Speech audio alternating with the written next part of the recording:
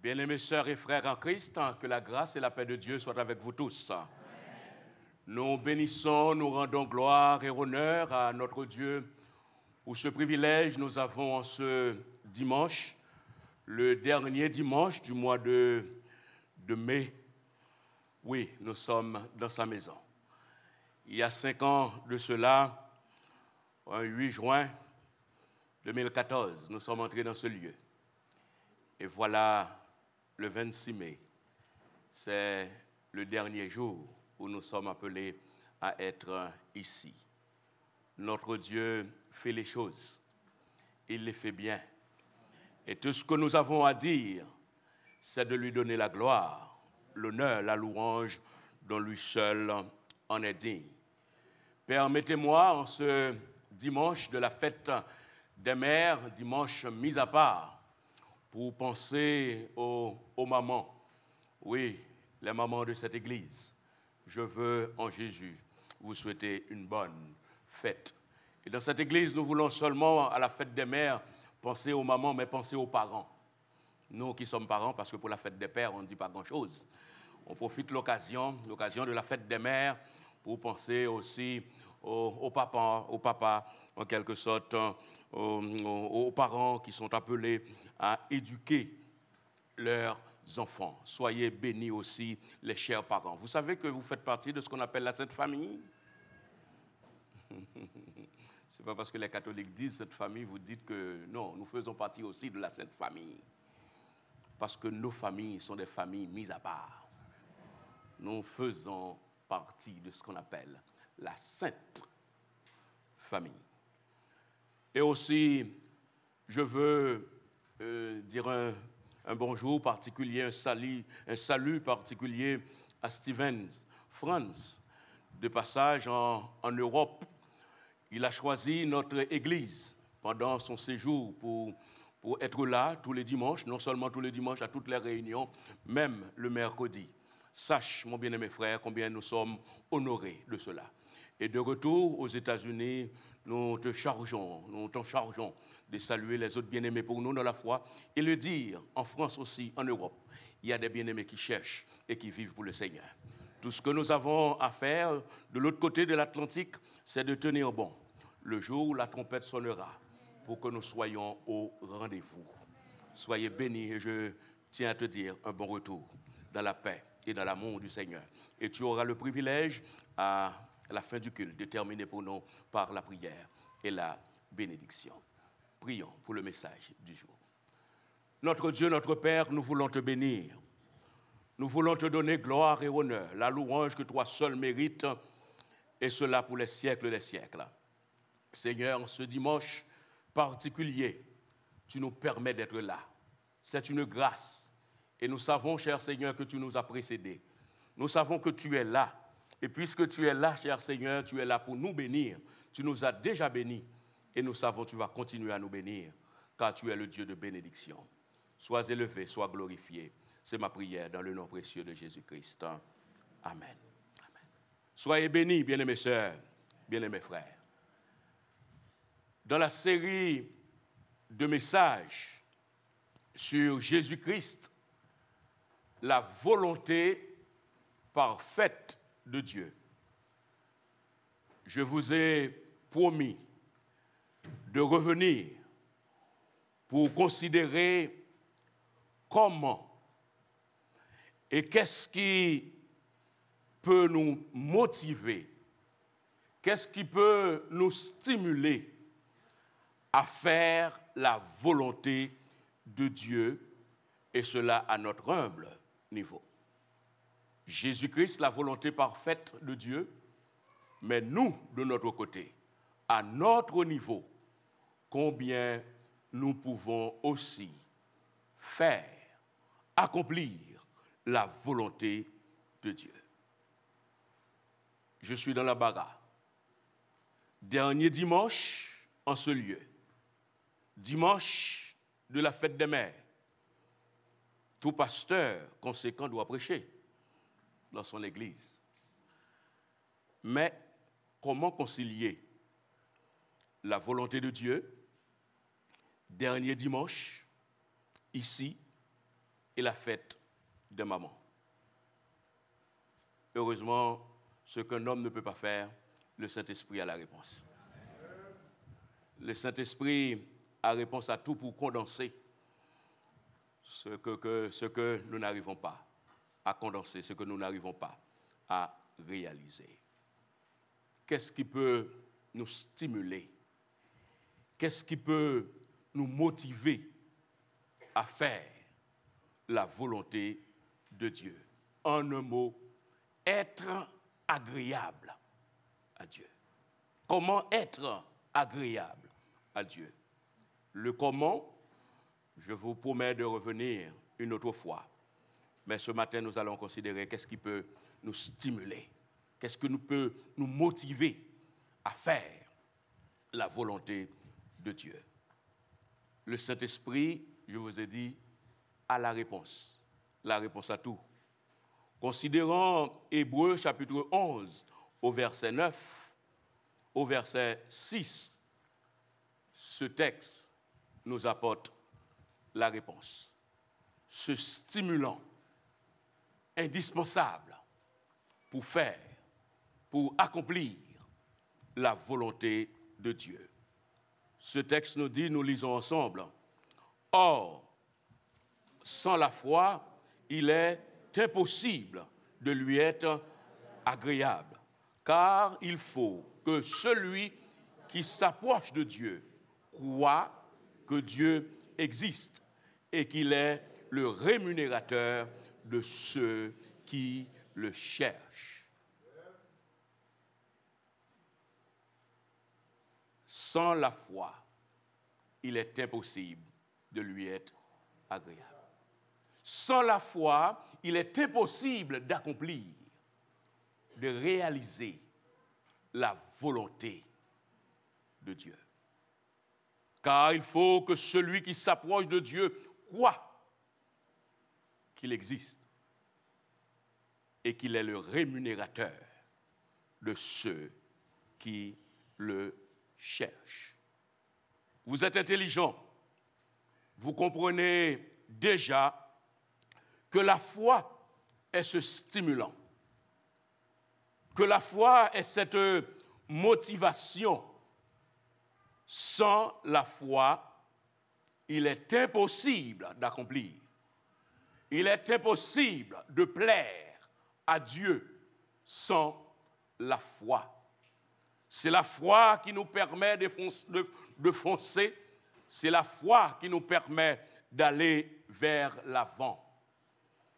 L'arme d'hier, l'arme d'aujourd'hui, l'arme de demain pour faire et vivre la volonté de Dieu n'est autre que la foi.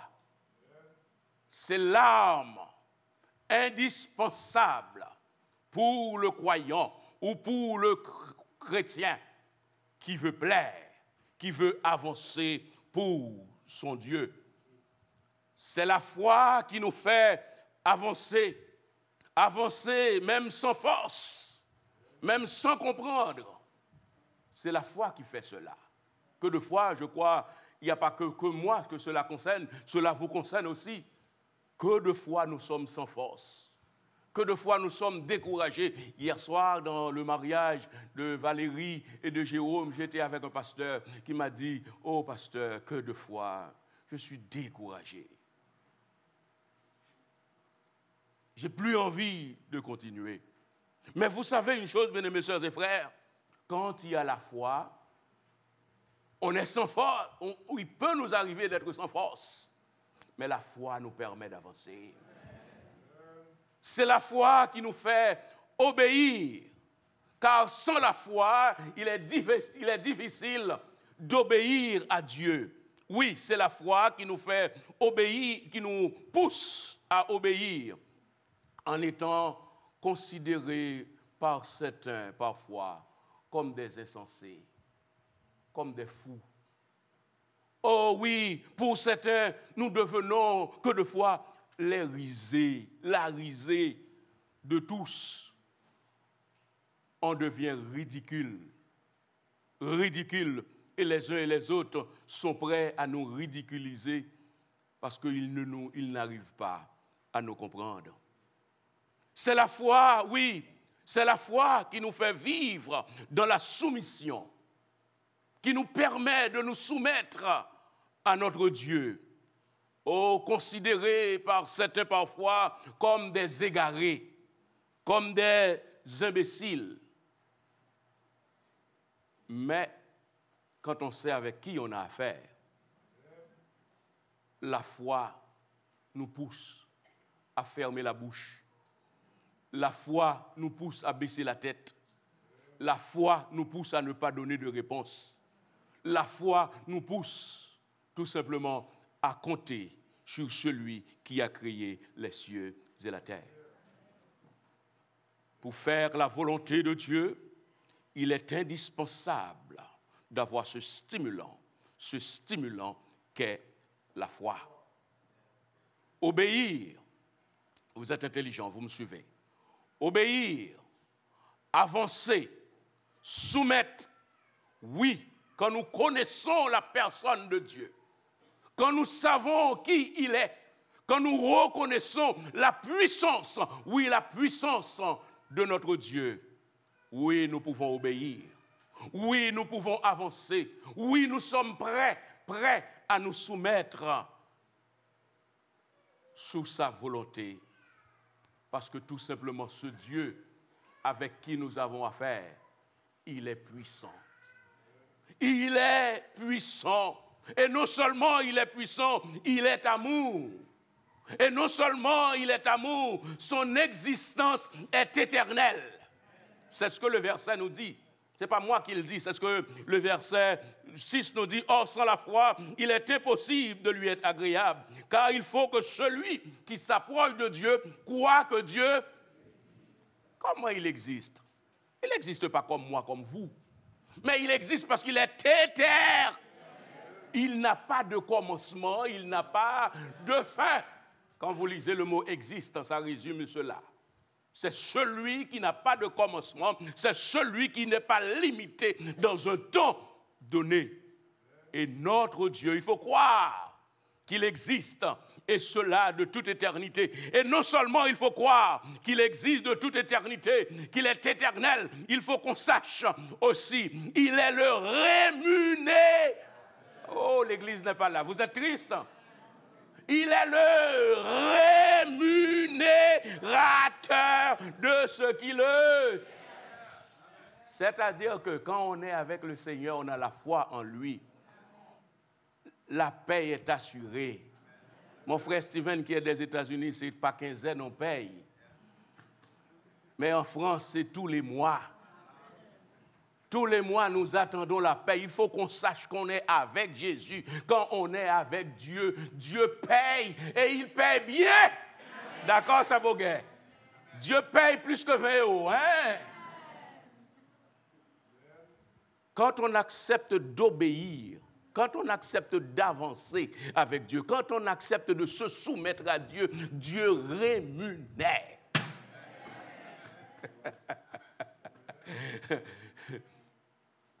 Et peut-être, c'est notre sujet de mon message. Comment? On ne sait pas quand. On ne sait pas comment, mais tout ce que nous savons, puisque c'est la foi, il rémunère. C'est le plus important pour nous de savoir qu'il rémunère, qu'il paye. Il paie, et non seulement il ne paie pas n'importe comment, il paie bien. Que de fois, quand on trouve un travail, particulièrement nos bien-aimées sœurs qui font du ménage, je me rappelle pour cela, pour ma femme. Oh oui, un moment, elle avait trouvé un boulot à Boulogne. Vous savez, quand vous trouvez un boulot à Boulogne, dans le ménage, ça paie bien.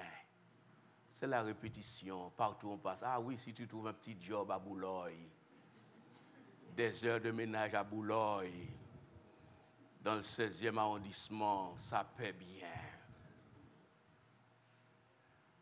Mais je dois vous dire, notre Seigneur, quand il paie, quand il rémunère, il rémunère mieux qu'à Boulogne.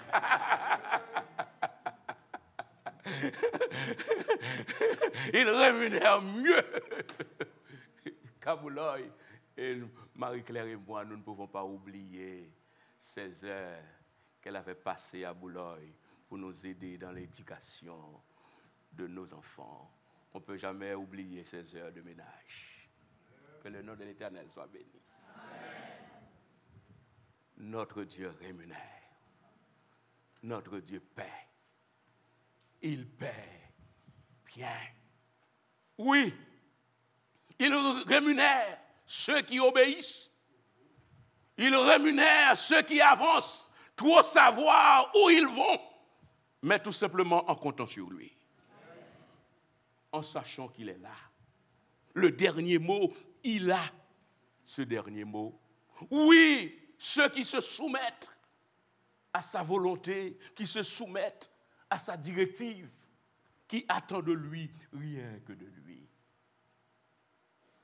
Après cette introduction, chose étonnante, bien étonnante, le Père de la foi. Vous êtes avec moi à l'église? On ne peut pas parler de la foi sans considérer le Père de la foi. Qui est le Père de la foi? Abraham. Le Père de la foi. Son histoire avec Dieu. Or, sans la foi, il est impossible de lui être agréable. Son histoire avec Dieu commence dans la famille. Est-ce que vous me suivez, l'Église de Jésus-Christ? Son histoire commence dans la famille. Et cette histoire qui commence dans la famille, nous la trouvons en Genèse au chapitre 12, verset 1er jusqu'au verset 7. Pour avancer, pour obéir, pour soumettre la famille. Dans la famille, il faut qu'il y ait la foi. C'est la fête des mères aujourd'hui, n'est-ce pas? La foi doit commencer dans la maison. Et voilà ce que nous dit ce texte pour notre Père dans la foi, Abraham. Ce n'est pas Abraham, mais c'est Abraham toujours. Lisons ensemble. L'Éternel dit à Abraham, va-t'en de ta et de la maison de ton père, dans le pays que je te montrerai, je ferai de toi une grande nation et je te bénirai. Je rendrai ton nom grand et tu seras une source de bénédiction. Je bénirai ceux qui te et je maudirai ceux qui te et toutes les familles de la terre seront bénies en toi. Abraham partit comme l'Éternel le lui avait dit, et Lot partit avec lui. Abraham était âgé de 75 ans lorsqu'il sortit de Charan. Abraham prit Saraï, sa femme, et Lot, fils de son frère, avec tous les biens qu'ils possédaient et les serviteurs qu'ils avaient acquis à Charan. Ils partirent pour aller dans le pays de Canaan et ils arrivèrent au pays de Abraham parcourut le pays jusqu'au lieu nommé Sichem, jusqu'aux chênes de Morée. Les Cananéens étaient alors dans le pays. L'Éternel apparut à Abraham et dit, je donnerai ce pays à ta postérité. Et Abraham bâtit là un autel à l'Éternel qui lui était apparu. Abraham obéit à Dieu sans trop savoir là où il devait aller. Abraham est appelé à quitter, et puisque Dieu l'a demandé de quitter, Abraham se mit à avancer. Mais Abraham n'était pas fou. Il savait avec qui il avait affaire. Il savait que son Dieu, qui il est le rémunérateur. Il est le rémunérateur. Quand Dieu nous parle, quand Dieu nous dit, peut-être autour de nous, nous ne pouvons rien voir, nous ne pouvons rien comprendre, mais puisque c'est l'Éternel qui a dit. Est-ce que vous êtes là, l'église de Jésus-Christ? Puisque c'est l'Éternel qui a dit, j'avance. Puisque c'est l'Éternel qui a dit, j'obéis. Puisque c'est l'Éternel qui a dit, je me soumets.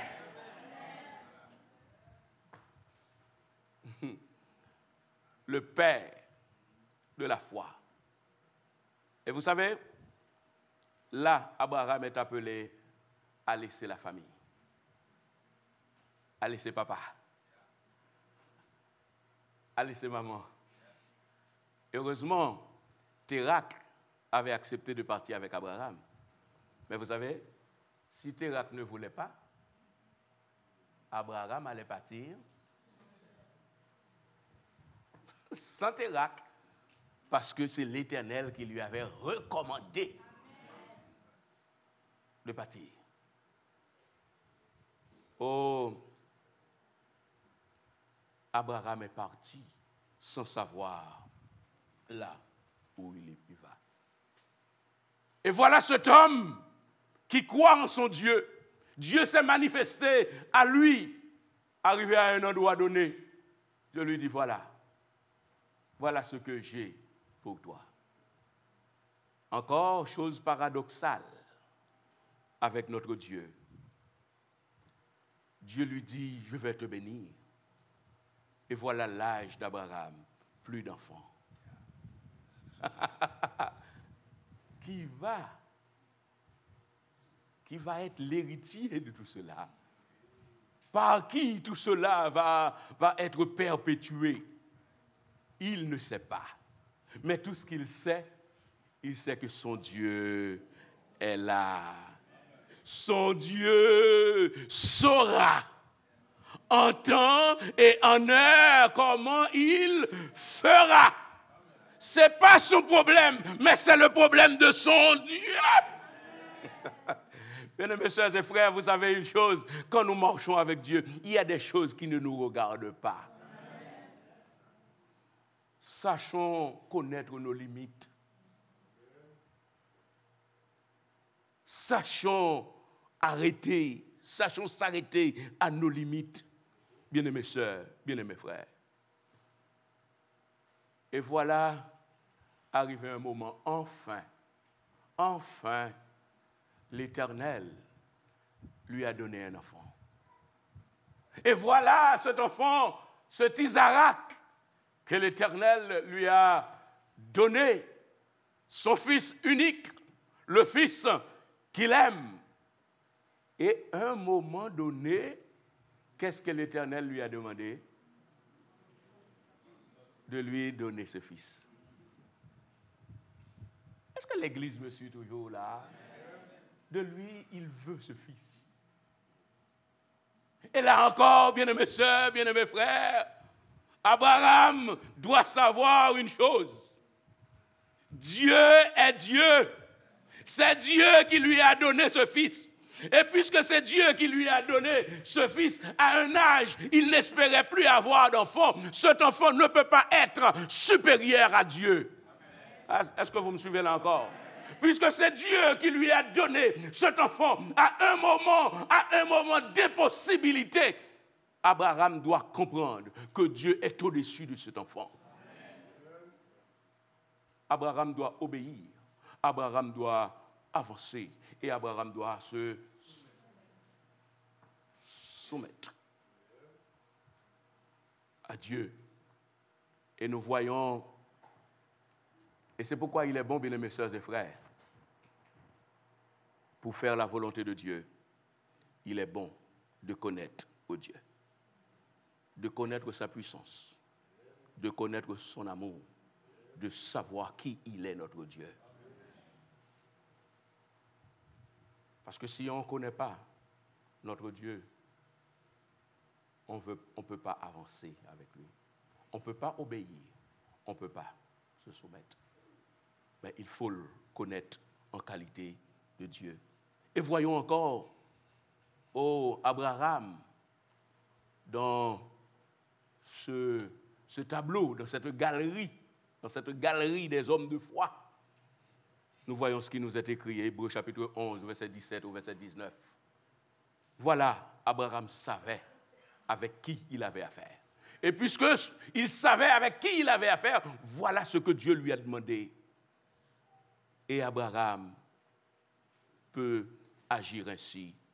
C'est par la foi, Hébreux 11, 17, 19, ensemble lisons, c'est par la foi qu'Abraham offrit Isaac lorsqu'il fut mis à l'épreuve et qu'il offrit son fils unique, lui qui avait reçu les promesses et à qui il avait été dit, en Isaac sera nommé pour toi une postérité. Important, bien-aimés sœurs et frères. Il pensait que Dieu est même pour ressusciter les morts. Aussi le recouvra-t-il par une sorte de... Vous me suivez encore l'Église? Puisque c'est Dieu qui lui demande, l'offre et la demande ne lui posent pas de problème. Parce qu'il sait, même quand Isaac serait mort, amen l'Église, mais son Dieu est puissant. Ça, c'est le travail de la foi. Son Dieu est capable, amen. Son Dieu est capable de le ressusciter. Et c'est ainsi qu'on peut avancer avec Dieu. Quand on sait qui il est. On sait qu'il est capable. Et puisqu'on sait qu'il est capable, ça ne sert à rien de faire les petites manœuvres, les petits coups. Ça ne sert à rien parce qu'on sait avec qui on a affaire. Oh, bien-aimés sœurs, bien-aimés frères, Abraham dans la famille, la foi. Bien-aimés sœurs, bien-aimés frères, ce matin, en ce dimanche de la famille, j'aimerais, je ne sais pas combien de familles, combien de parents qui pleurent, combien de parents qui ont des douleurs, combien de parents qui ont de l'amertume de l'âme. Mais je veux vous dire une chose ce matin. Sachez qui vous a donné cet enfant. Et celui qui vous a donné cet enfant qui vous fait pleurer, cet enfant qui vous met dans une situation, je ne sais pas, inexplicable. Sachez que votre Dieu, il est puissant. Il est puissant de transformer. Il est puissant de changer. Cet enfant, vous ne pouvez pas le changer. Mais béni soit l'Éternel. Celui qui vous l'a donné est capable de le changer. Et c'est pourquoi ce matin, j'aimerais dire à tous parents, ce matin, vous qui êtes parents dans cette église, oh, réjouissez-vous, parce que vous savez avec qui vous avez affaire. Vous avez affaire avec un Dieu puissant. Avec un Dieu puissant. C'est parce que vous attendiez de vos enfants. Mais aujourd'hui, là où ils sont, non, ça n'a jamais été vos prières. Mais Dieu sait. Dieu voit. Et dans la famille, vous, papa, ayez la foi en Dieu. Ayez confiance en Dieu. Vous, maman, ayez confiance en Dieu. Que de fois, vous et moi, nous comptons sur l'éducation que nous pouvons transmettre à nos enfants. C'est très important. Ce n'est pas négligeable. Mais il faut qu'on sache, au-dessus de nous, il y a un Dieu. Il y a un Dieu. Et c'est sur ce Dieu-là qu'on doit compter. C'est ce qui se passait avec Abraham. Avez-vous peur de vos enfants? Avez-vous peur pour vos enfants, pour leur avenir? Vous ne savez pas avec qui vous avez affaire? C'est celui qui dit le lionceau éprouve la disette et la faim. Mais ceux qui se confient en l'Éternel ne sont privés. Pourquoi ne pas compter sur votre Dieu? Pourquoi ne pas continuer à espérer en votre Dieu? Dieu a ordonné que dans les familles, et c'est important, que dans les familles, qu'il y ait une transmission. Je ne sais pas, vous qui êtes parents ce matin, vous devez vous poser la question. Nous devons nous poser la question. faisons-nous le travail de transmission. Transmettre la foi. Transmettre la foi à nos enfants. Il y a des parents qui dorment tout le temps, qui ne parlent pas des merveilles, des oracles de Dieu à leurs enfants. Et je dois vous dire, c'est avec tristesse, quand les enfants, c'est à l'église, ils entendent parler de Jésus. Quand c'est qu'à l'église, ils entendent parler de Dieu. Mais vous savez ce que la Bible nous enseigne. Oh, suivez-moi, bien-aimés sœurs, bien-aimés frères. Dans le psaume 78, verset 1er jusqu'au verset 8, vous qui êtes parents, nous qui sommes parents, nous avons une responsabilité. Et voilà cette responsabilité, nous allons lire ensemble. Psaume 78, verset 1er à 8. Ensemble, lisons. Mon peuple, écoute, prêtez l'oreille aux paroles de ma bouche. J'ouvre la bouche par des sentences. Je publie la sagesse des temps anciens. Ce que nous avons entendu, ce que nos pères nous ont raconté, nous ne le cacherons point à leurs enfants.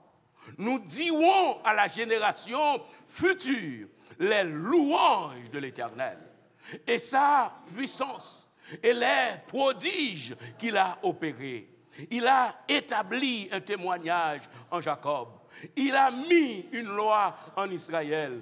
Et il a ordonné à nos pères de l'enseigner à leurs enfants pour qu'elle fût connue de la génération future, des enfants qui naîtraient et que devenus grands, ils en parlassent à leurs enfants afin qu'ils missent en Dieu leur confiance, qu'ils n'oubliassent pas les œuvres de Dieu et qu'ils observassent ses commandements, afin qu'ils ne fussent pas, Père, une race indocile et rebelle, une race dont le cœur n'était pas ferme et dont l'esprit n'était pas fidèle à Dieu. Ma responsabilité comme étant la vôtre, c'est de parler à nos enfants les merveilles de Dieu. De dire à nos enfants là où Dieu nous a pris, la route, le parcours, le chemin qu'il a fait avec nous pour être là. Et non seulement pour être là, pour qu'ils comprennent combien il est indispensable d'obéir à Dieu, d'avancer pour Dieu et de se soumettre totalement à notre Dieu. Parents, soyez dans la famille les cobayes de Dieu. Vous savez ce que j'entends par là? C'est que quand les épreuves viennent, d'apprendre à nos enfants à se soumettre à Dieu. Vous savez que de fois, dans les familles, il y a des prières, mais c'est quand tout va bien. Mais quand il y a des problèmes, mais non, bien-aimés sœurs et frères. Au contraire, c'est quand il y a des problèmes, il faut prier. Et quand les enfants vont voir la puissance de Dieu manifestée, ils sauront que notre Dieu, c'est un Dieu qui sait agir. Oh, il y a des parents, ah non, les problèmes, non, il faut que les enfants connaissent les problèmes. Pour voir quand Dieu manifeste sa gloire. Que les enfants sachent. Ce n'est pas parce que papa était intelligent, ce n'est pas parce que maman était intelligente, mais c'est tout simplement, nous servons un grand Dieu. Amen. Nous servons un grand Dieu. Et ce grand Dieu, quand il agit puissamment. Il agit avec force. Il agit avec intégrité. Parce qu'il est Dieu. Et ce Dieu, quand nous avons la foi en lui, nous vivons avec espérance. Les problèmes ne nous font pas marcher la tête baissée, mais au contraire, nous avançons avec les yeux fixés en haut, parce que notre Dieu, il est tout puissant. Il est tout puissant, il est capable de faire. Oui, je vous invite, famille de Dieu, parents, à espérer contre toute espérance. Quand tout est noir autour de nous, quand tout est noir autour de vous, à espérer, parce que vous n'êtes pas n'importe qui. Amen. Oh, il y a un bien-aimé frère, comment j'appréciais cette parole de sa part. Oh, quand il est arrivé un jour, je dis, mon bien-aimé frère, est-ce que tu peux t'asseoir là? Ah ben, parce que tu me prends pour n'importe qui, moi. C'est là, tout simplement, il est pasteur. Puisqu'il est pasteur, il faut qu'il s'assoie à côté des pasteurs.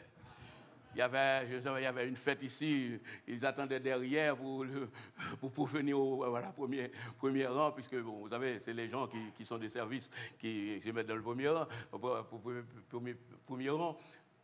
Et voilà, puisque je le veux, il l'a fait une fois, il l'a fait deux fois, et troisième fois, je dis, mon bien-aimé frère, assieds-toi là. Il dit, pasteur, tu ne sais pas qui je suis, moi.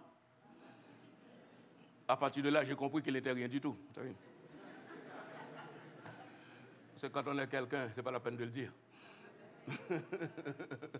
On ne monte pas sur un toit pour dire on est quelqu'un. Je ne sais pas qui je suis.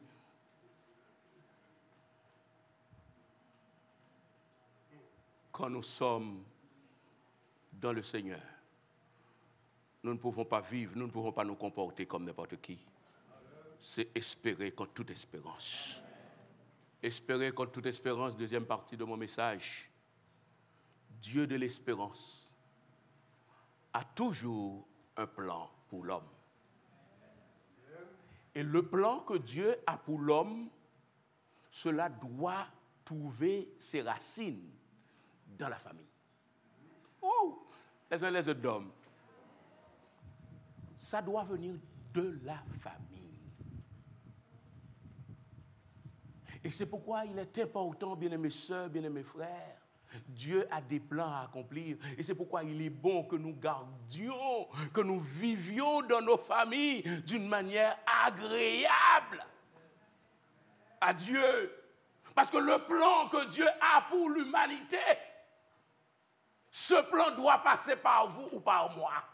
Si ce n'est pas par moi, ce n'est pas vous. Si ce n'est pas vous, ce n'est pas par un autre. Dieu utilisera toujours l'homme. Amen. L'homme pour accomplir, pour réaliser son plan. Et pour que Dieu puisse réaliser son plan par nous, avec nous, il faut qu'on ait de la foi. Il faut qu'on soit obéissant. Il faut qu'on soit prêt à avancer. Il faut qu'on soit prêt à se soumettre. Moun qui ont dans mon. Peut-être vous ne connaissez pas ce mot, c'est les gens de Jérémie qui disent ça. Vous qui êtes rondement, dur, coups raides, si nos coups sont raides, l'Éternel ne peut pas nous utiliser.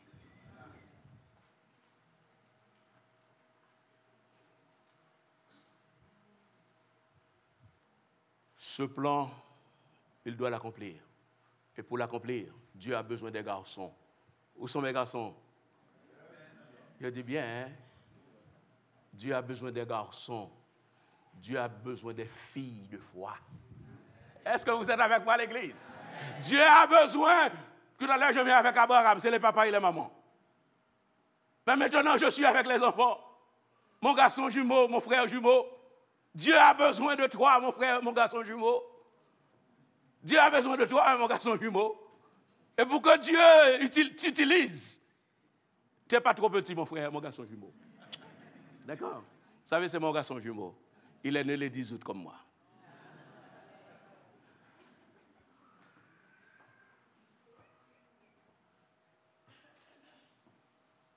Dieu a besoin des garçons, des filles, pour accomplir son plan.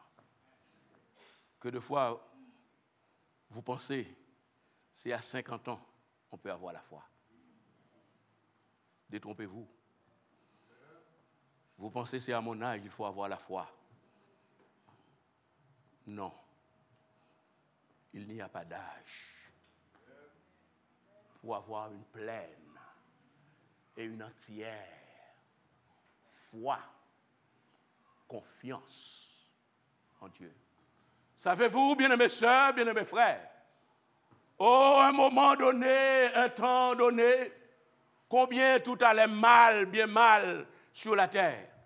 Donc le monde était troublé, bien troublé.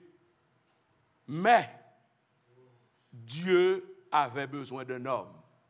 Dieu avait besoin de quelqu'un. Et c'est pourquoi ce matin, j'aimerais dire aux garçons et aux filles, tenez-vous bien. Tenez votre corps dans la dignité. Tenez votre corps pur. On est dans un monde troublé, dans un monde corrompu. Comment, oh, les jeunes filles permettent aux uns aux autres, aux bonhommes, de les toucher comme bon ils veulent. Mais si vous voulez être une femme, une fille quand Dieu pourra utiliser, vous ne pouvez pas laisser votre corps à n'importe qui. Votre corps, jeune fille, c'est le temple du Saint-Esprit. Ne laissez pas aux jeunes garçons comme plaisir pour vous dire c'est rien. Même à l'église, qui veulent se mettre à côté de vous, ils veulent s'appuyer.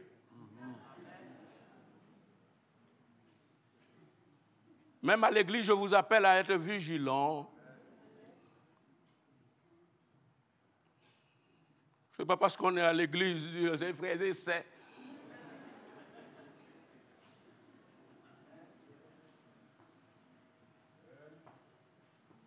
Jeunes filles, jeunes garçons, si le Seigneur, pour utiliser des gens, il faut que vous soyez purs. Vos paroles ne doivent pas être n'importe quelle parole. Jeunes garçons, si le Seigneur a besoin de quelqu'un pour demain, il faut que vous soyez purs. Vous ne pouvez pas être dans tout. Il faut que vous soyez quelqu'un d'exception. Quelqu'un de particulier. Heureusement, je peux dire, bien-aimés sœurs, bien-aimés frères, oh, depuis le jardin d'Éden, il y a quelque chose qui s'est passé par le péché d'Adam et Ève. Il y a cette parole qui a été prononcée en Genèse au chapitre 3, au verset 15. De la femme sortira une postérité. Et cette postérité aura à charge d'écraser la tête du serpent. Oh, et depuis ce jour-là, toutes les jeunes filles, toutes les familles espéraient une chose, rien qu'une chose. Est-ce que c'est moi? Est-ce que le Messie va être arrivé par moi? Oh! Mais vous savez, une chose, c'est le commande de la volonté de Dieu. Dieu n'est jamais pressé. Quand on veut faire la volonté de Dieu, il ne faut pas être pressé. Il faut savoir prendre le temps. Être dans le temps de Dieu. Je ne sais pas combien de jeunes filles ici qui veulent se marier à tout prix. Je comprends, c'est un besoin. Mais ce n'est pas le besoin le plus important. Le besoin le plus important, c'est de rester en connexion avec Dieu. Que de fois les jeunes filles courent après des mariages. Et à force de courir après le mariage, vous finissez par avoir de mariage. Parce que vous cherchez le mariage avant Dieu.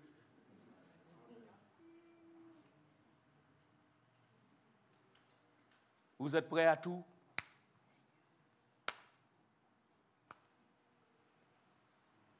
Et voilà, béni soit l'Éternel. À un moment donné, je dois faire vite. À un moment donné, Dieu avait le plan pour l'humanité. Plan pour vous et pour moi. Mais pour cela, ce n'est pas n'importe qui.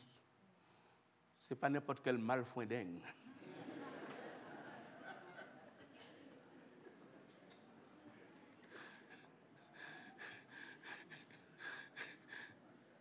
Dieu n'allait pas choisir n'importe quel malfoinding pour porter son fils.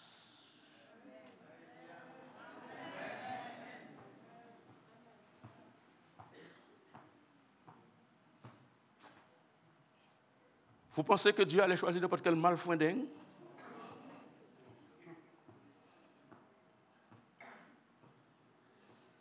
Si Marie était dans tous les carrefours, avec tous les jeunes hommes qui ont envie de toucher, est-ce que vous pensez que Dieu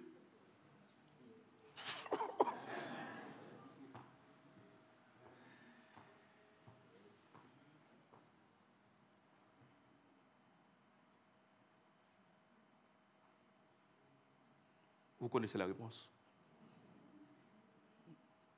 La réponse c'est non. Mais heureusement, il y avait une jeune fille, Marie.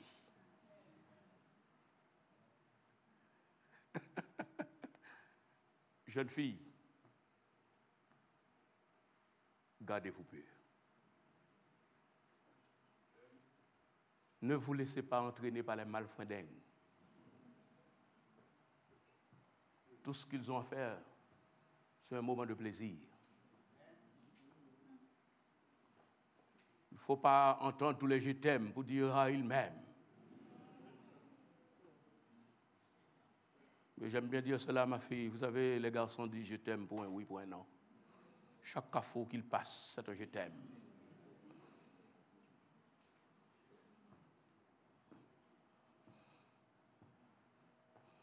Si vos papas ne vous le disent pas, même moi je vous le dis. Ma fille, je le dis chaque fois. Ma fille, il ne faut pas écouter les malfondingues qui vous disent je t'aime à tout.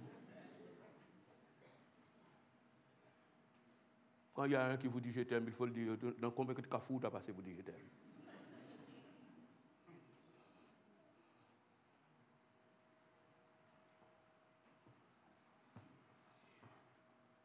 Mieux vaut garder votre corps pur que de mourir sans un mari,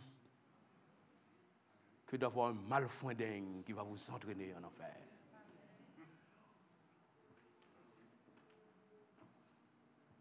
Et nous voyons Marie à un temps donné, bien-aimés sœurs, bien-aimés frères, oh, il est bon que nous puissions lire ces versets. Oh, combien c'est fort, parce que vous savez, nous sommes protestants, nous sommes évangéliques, les choses catholiques, ce n'est pas pour nous, mais c'est la Bible. Hein? Luc chapitre 1er, verset 34, au verset 38. Écoutez cette parole. Pour que cette fille, pour que Marie puisse dire oui, il a fallu qu'elle soit une femme de foi, obéissante, prête à avancer, prête à se soumettre à la volonté de Dieu. Écoutons, lisons Luc chapitre 1er, verset 34 à 38. Lisons ensemble. Marie dit à l'ange, comment cela se fera-t-il, puisque je ne connais point d'homme? L'ange lui répondit, le Saint-Esprit viendra sur toi, et la puissance du Très-Haut te couvrira de son ombre. C'est pourquoi le Saint-Enfant qui naîtra de toi sera appelé Fils de Dieu. Voici, Élisabeth, ta parente, a conçu, elle aussi, un fils en sa vieillesse. Appelé stérile, est dans son 6e mois. Car rien n'est impossible à Dieu. Marie dit, je suis la servante du Seigneur, qu'il me soit fait selon. Est-ce que vous êtes avec moi à l'église? Une jeune fille qui est fiancée, mais pas avec un malfondingue. La Bible nous dit Joseph, c'était un homme de bien.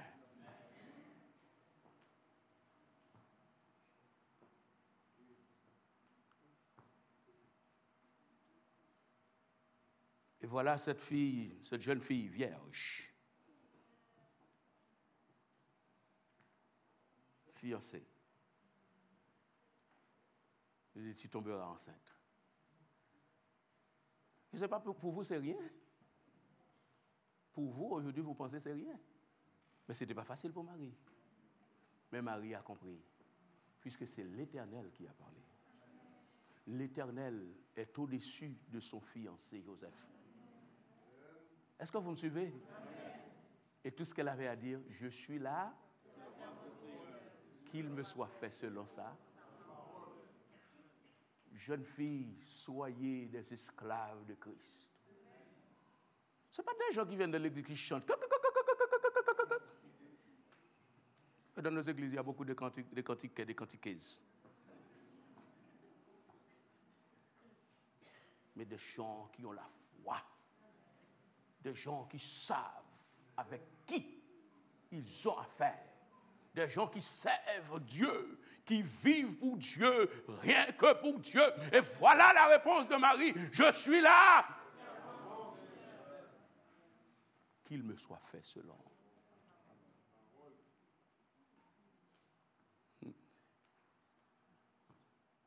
Et vous savez, quand on connaît la puissance de Dieu, on se laisse aller. Est-ce que vous êtes avec moi à l'église? On se laisse aller parce qu'avec Dieu, on sait une chose. On ne tombera jamais dans le trou. Amen. Les uns et les autres peuvent ne pas comprendre. Est-ce que vous avez mon introduction toujours en tête? Les uns et les autres peuvent ne pas comprendre. Vous voyez Marie qui est tombée enceinte, les critiques du coin. Est-ce que vous imaginez, c'est quoi la foi? Au prime abord, les uns et les autres, c'est normal qu'ils ne comprennent pas. Mais toi, tu sais avec qui tu avais. Tu sais avec qui tu as affaire. Et je veux vous inviter à la foi, parents. Vous invitez à la foi, jeunes garçons. Vous invitez à la foi, jeunes filles, à compter sur Dieu. À vous déposer, vous reposer sur Dieu, rien que sur Dieu. En tout et pour tout, reposez-vous sur Dieu. Spirituellement, socialement, intellectuellement, à tous les niveaux, reposez-vous sur Dieu. Quand vous vous reposez sur Dieu, mes bien-aimés sœurs, mes bien-aimés frères, vous ne pouvez pas être confus. Vous ne pouvez pas être confus. Quand c'est sur Dieu, vous vous reposez. Et la dernière partie de mon message. Est-ce que vous savez, Jésus-Christ, la volonté parfaite de Dieu, c'était un homme de foi. C'est l'homme qui a plus de foi. Vous dormez ou comment? Est-ce que vous savez que Jésus-Christ, c'est l'homme qui a le plus de foi? C'est vrai, tout le temps, nous parlons d'Abraham comme père de la foi. Mais vous savez, la foi de Jésus surpasse. Sabine, t'es contente, hein? Je vois la joie qui est dans tes yeux, ma fille. Hébreux chapitre 12. Hébreux chapitre 12. Vous voyez non seulement Jésus-Christ, la volonté parfaite de Dieu avec la foi. C'est le consommateur. Amen, oui. Est-ce que vous comprenez les choses? C'est le consommateur de la foi. C'est-à-dire que Jésus-Christ, dans sa foi, il est supérieur à Abraham, il est supérieur à Moïse, il est supérieur à Noé, il est supérieur aux uns et aux autres. Et s'il y a quelqu'un sur qui nous devons nous braquer, nous devons braquer notre foi, c'est bien la personne de Jésus-Christ. Et voilà ce qui est dit. Ayant les sur... Qui est-il? Amen. Et le consommateur de la foi. Et encore. Amen. Amen. Amen. Amen. Amen. Amen, l'Église. Encore, continuons. Amen. Contre sa personne. Une telle de la part. Amen.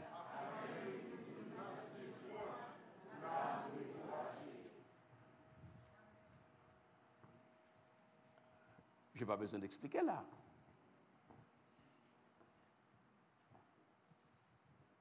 Contre sa personne, tout ce qu'il a supporté de la part des pécheurs, incompris par les uns, par les... Il a accepté l'igno.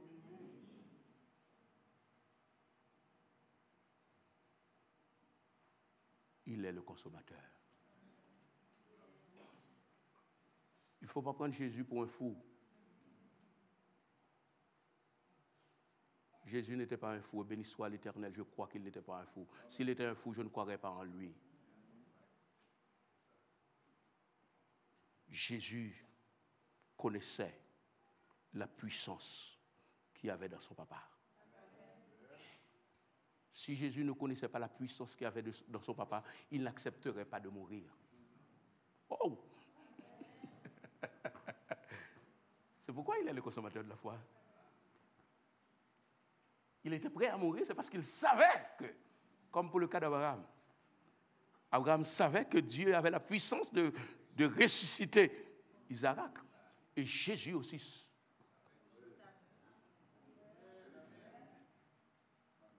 Vous, aujourd'hui, qui croyez, qui marchez avec le Seigneur, on dit l'amour en fou. L'amour en... Non, nous ne sommes pas fous. Béni soit l'Éternel, nous ne sommes pas aussi aveugles. Mais nous savons que notre Dieu est capable. Et c'est pourquoi, quoi qu'il advienne, quoi qu'il en soit, nous sommes prêts pour lui. Parce que nous savons qu'il est prêt, qu'il est capable de nous délivrer. Lisons dans Jean, chapitre 5, verset 21, verset 22. Je vais finir là pour réfléchir sur la foi après. Jean 5, 20 à 21. Ensemble, nous pouvons lire. Car le Père aime le Fils et lui montrera des œuvres plus grandes que celles-ci, afin que vous soyez dans l'étonnement. Car comme le Père ressuscite les morts et donne la vie, ainsi le Fils donne la vie à qui il veut. Car comme le Père ressuscite et donne la vie, Jésus est prêt à mourir parce qu'il savait que son Père est à même de redonner, de donner la vie même à quelqu'un qui est mort. Bien-aimés sœurs, bien-aimés frères, en ce dimanche, que la foi soit notre stimulant, que la foi soit notre motivation, car c'est avec la foi, rien qu'avec la foi, nous pouvons avancer dans le Seigneur. Je vous invite à écouter cette musique ou bien ce chant qui nous parle ô combien de la foi dans ce temps de réflexion avant de passer à la Sainte Seine. Soyez bénis.